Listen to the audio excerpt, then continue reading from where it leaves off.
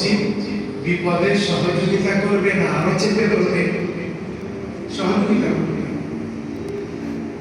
এখন যত টাকা দিল তার চাইতে বেশি নেওয়া, এমনি তো বিপদে পড়ার কারণে তার যে খরচ হবে, হাসপাতালে যে বিল দিতে হবে,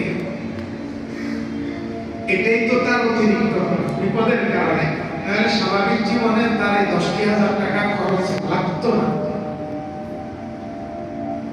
হাসপাতালে রোগী নিয়ে যাওয়ার কারণে এই 10,000 টাকা তার উপর পরিচাল। এই বিপদগ্রস্তটাকে সুদখোর আরো অতিরিক্ত 10%, 15%, 20% এর চাপ আরো বাড়িয়ে দিল। মানে কি, মরার উপর ঘাড় গান রখিরে মরার মানুষ কা হয়তো লড়ে সরে কাহিনী নাই, বুঝলেন? সুদখোর বিপদগ্রস্ত ব্যক্তির বিপদ বাড়ায় না কমায়?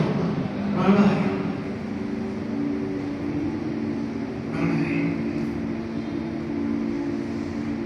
এটা হচ্ছে